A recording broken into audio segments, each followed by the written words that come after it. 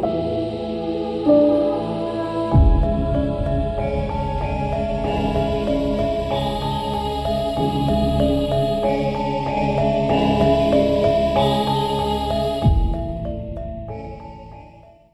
yang terjadi lebih rusak, lebih parah daripada itu semua. Sampai-sampai wa yaqulullah ta'ala, sampai-sampai Allah berfirman, bersumpah. Apa kata Allah?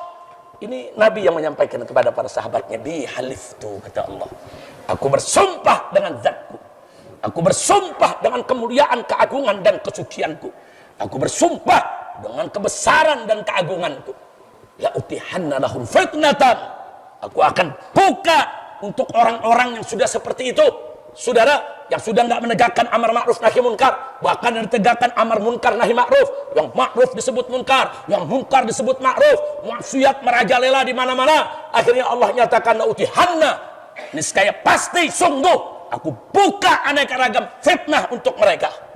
Sampai-sampai saking banyaknya fitnah, aneka ragam kejadian, yasiru fihal halimu hayran, sampai ulama-ulama yang halim, ulama-ulama yang bijak, ulama-ulama yang arif, ulama-ulama yang lurus di jalan Allah hayran, mereka kebingungan, mereka keheranan, mesti bagaimana lagi ini? Masya Allah. Dan ini zamannya, saudara. Berapa banyak sekarang ulama keheranan? Dakwah makin banyak, pengajian makin banyak, tabligh akbar makin banyak, tapi maksiatnya juga makin gak kira-kira. Bahkan sekarang terjadi kejahatan di jalan-jalan yang dulu nggak pernah terjadi. Anak-anak muda, anak-anak SMA, saudara, anak SMP, pelajar di jalan pakai motor, bawa aneka ragam senjata tajam, saudara, hantam orang di jalanan, nggak ada angin, nggak ada hujan, saudara, orang dihantam, orang ditusuk, orang dibunuh. Apa? Kok bisa begitu? Belum lagi begalnya, saudara, main bunuh orang, main gorok orang, main ambil harta orang seenaknya. Ini negeri nggak punya polisi, ini negeri nggak punya tentara. Apa polisi tentara itu nggak digaji? Atau kurang gajinya? Kalau kurang gajinya, kita tambahkan, jaga keamanan republik ini. Ya, begitu dong. Oh, kurang personilnya. Kalau kurang personilnya, buka pendaftaran supaya anak-anak muda kita jadi polisi dan jadi tentara. Jaga ini negeri. Kalau satu negeri seluas ini, orang udah seenaknya menculik, memperkosa, membunuh, saudara, seenaknya mereka lakukan itu. Bahkan ada oknum-oknum aparat terlibat, ikut merampok, ikut membunuh, ikut memperkosa. Hancur ini negeri. Nah, ini bagaimana bisa begini? Di zaman saya muda, tanya nih Habib Hud dulu mudanya, tanya Ki Amir, sekolah kalau berantem tangan kosong, kita berkelahi di jalanan tangan kosong. Sekarang anak SMP aja serem-serem senjatanya, saudara, pedangnya sampai panjangnya 2 meter, dia punya celuritnya panjang bisa 3 meter, saudara, lengkungannya. Ada apa negeri ini, ada apa? Nah, itu tadi, karena amar ma'ruf nahi munkar nggak ditegakkan, kemunkaran merajalela. Akhirnya yang munkar dianggap ma'ruf, yang begitu dianggap bagus tuh. Oh, ini kan gaya hidup, ini kan pola hidup, ini namanya keberanian, ini namanya kejantanan. Sudah rusak, sudah rusak. Kejahatan dianggap kejantanan, saudara, kejahatan dianggap keberanian, saudara. Nah, kalau sudah begitu, apa yang terjadi? Akhirnya orang menyerukan kemunkaran, mencegah kemakrufan, hancur. Kalau udah hancur, Allah buka semua pintu fitnah. Akhirnya yang terjadi di sekitar kita saat ini, kita kebingungan. Ulama bukan nggak bingung, istighotsah udah di mana-mana, saudara, doa udah di mana-mana. Tapi berapa banyak doa-doa kita Allah nggak kabulkan, saudara? Bukan karena faktor ulamanya, memang di mana-mana kemungkaran sudah merajalela, dan ini nggak bisa dihadapi oleh hanya 1-2 ulama. Semua umat harus berhimpun, wa'tasimu bihablillahi jami'a wa la tafarraqu. Ayo kita sama-sama pegang tali Allah, saudara. Jangan kita berpecah belah, lawan segala kezaliman maupun kebatilan, saudara. Hari ini anak orang lain jadi korban, besok bisa anak kita jadi korban. Hari ini istri orang lain jadi korban, besok bisa istri kita jadi korban kalau kita diam. Hari ini keluarga orang lain jadi korban, besok keluarga kita. Nah, kita jangan nunggu keluarga kita jadi korban, kita jangan nunggu anak istri kita jadi korban. Jangan, kita ini umat satu kesatuan, semua keluarga kita. Satu muslim terganggu, satu muslimah terganggu, itu tanggung jawab kita bersama. Kita harus peduli, harus mau tahu. Jaga keamanan semua keluarga kita. Jaga keamanan semua masyarakat kita. Jaga keselamatan mereka. Keselamatan nyawa, keselamatan harta, dan seterusnya, saudara. Nah, di sini memang peran negara harus hadir. Nanti kalau kita hadir lagi, negara bilang main hakim sendiri. Nanti kalau kita hadir lagi, dibilang melangkahi daripada wewenang negara. Kita melangkah lagi, dibubarin FPI-nya. Loh, fakta, saudara. Emang apa salah FPI? FPI berebut tempat parkir? Enggak. FPI malakin toko-toko? Enggak. Saudara, apa FPI itu ngancam masyarakat pedagang dengan senjata? Enggak. FPI melakukan dakwah amar ma'ruf nahi munkar dan kemanusiaan. Dibubarin. Membubarnya galak lagi. Semua foto selamat datang Habib Rizik, saudara, di baliho diturunin. Dia beraninya memfoto sama Habib Riziknya enggak. Ya, sampai sekarang nemuin aja enggak berani. Sama foto berani. Turunkan foto. Turun. Wah, turun pasukan lengkap senjatanya. Astagfirullahaladzim. Giliran ada ormas preman cengar-cengir. Pakai teleponan sama preman. Gimana baik-baik aja ya. Giliran FPI saya ganyang FPI, saya akan bubarkan FPI. Giliran ngomong sama preman cengar-cengir. Astagfirullahaladzim. Saya sudah sampaikan, saudara, kalau FPI sebagai organisasi sosial keagamaan yang bekerja di bidang kemanusiaan, yang bekerja di bidang dakwah amar ma'ruf nahi munkar, mereka berani untuk membubarkan tanpa alasan hukum yang jelas. Sampai hari ini tidak ada keputusan pengadilan manapun yang menyatakan FPI bubar atau menjadi organisasi terlarang. Tidak ada. Yang membubarkan FPI adalah keputusan politik.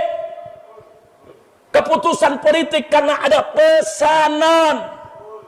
Nggak ada alasan-alasan logik secara hukum. Dalam undang-undang keormasan disebutkan kalau ormas berbuat salah secara masif, terorganisir, terstruktural, harus dibuktikan di pengadilan. Dan pengadilan yang harus membubarkan. Nggak ada. Nggak ada sidang buat FPI. Nggak ada FPI dibubarkan, sudah, oleh pengadilan. Itu keputusan politik, saudara. Nah, makanya waktu pagi, sore FPI mau dibubarkan, pengacara-pengacara saya datang ke penjara. Saya waktu itu ada dalam penjara. Habib, nanti sore FPI mau dibubarkan, Habib. Bagaimana sikap kita? Apa kita melawan secara hukum? Apa kita petunkan itu putusan? Karena bisa dipetunkan, saudara. Aku itu gugatlah sampai Mahkamah Agung nantinya. Nah, atau bagaimana nih baiknya, Habib? Atau kita diam aja, pasrah? Saya sampaikan kepada teman-teman pengacara, kalau nanti sore dibubarkan jam 4 sore, jangan melawan secara hukum. Artinya nggak usah dituntut, dipetunkan. Kenapa, Habib? Satu, kalau kita tuntut secara hukum, prosesnya kelamaan. Bisa setahun, bisa 2 tahun, belum tentu ada putusan. Yang kedua, kalau kita tuntut sekarang, hakimnya udah banyak dibeli. Menang susah. Mau ngapain capek-capek kita nuntut? Kira-kira jelas gak? Yang ketiga, kalau nanti kita tuntut juga, terus hakim memutuskan putusan pemerintah benar, maka putusan inkonstitusional pemerintah akan menjadi konstitusional dengan putusan pengadilan. Putusan pemerintah sudah tidak sah secara konstitusi.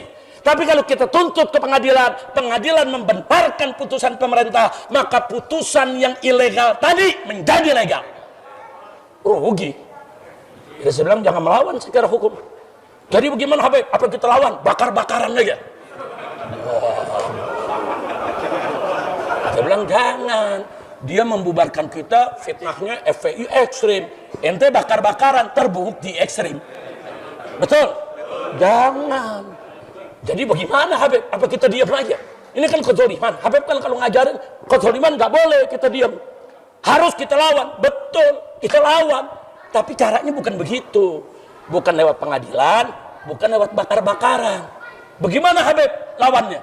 Lawannya nanti jam 4 sore dibubarkan, jam 5 sore kita bikin organisasi yang baru. Front Pembela Islam dibubarkan, nggak apa-apa, kita bikin Front Persaudaraan Islam. Singkatannya sama, FPI. Yang ngurus sama, dia juga. Lambangnya tinggal robah dari segitiga jadi bulat. Pusing-pusing amat, saudara. Betul? Betul? Wah, kalau nanti dibubarkan lagi, bikin lagi Front Pecinta Islam. Singkatannya dibubarkan lagi, ganti lagi Front Pejuang Islam. Singkatannya FPI lagi, saudara. Jadi kalau kita bikin organisasi baru nggak capek. Dari sekarang pagi telepon seluruh cabang FPI se-Indonesia. Siap-siap. Begitu dibubarkan, turunkan itu pelang. Tunduk kepada aturan pemerintah. Jam 5 sore naik pelang baru. Besoknya, saudara, wartawan ngumpul di Menko Polhukam. Mereka tanya, lapor, Pak Menteri, ini kemarin FPI sudah dibubarkan sore. Nggak sampai 1 jam FPI yang baru muncul. Bagaimana ini Pak Menteri? Menteri larak diri. Bagaimana Pak Menteri jawab? Dia mesti jawab, saudara. Dijawab oleh Pak Menteri. Apa dia bilang? Ya, selama namanya bukan Front Pembela Islam nggak apa-apa. Kena lu gua kerjain. Alhamdulillah. Itu namanya lawan bukan tuh? Lawan. Politik mesti dilawan sama politik. Emang bodoh. Takbir. Kira-kira jelas gak? Nah, karena itu yuk, terakhir saya ajak semua, ayo kita amar ma'ruf nahi. Jangan biarkan tuh narkoba di gang-gang, jangan. Jangan ada tuh kalau ada anak-anak muda pakai senjata di tengah jalan, warga malah lari semua ngumpet di rumah. Jangan rame-rame hadapi, saudara.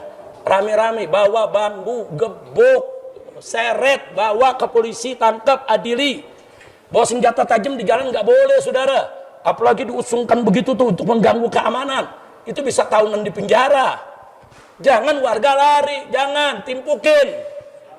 Pusing-pusing amat, kira-kira jelas gak? Paham gak?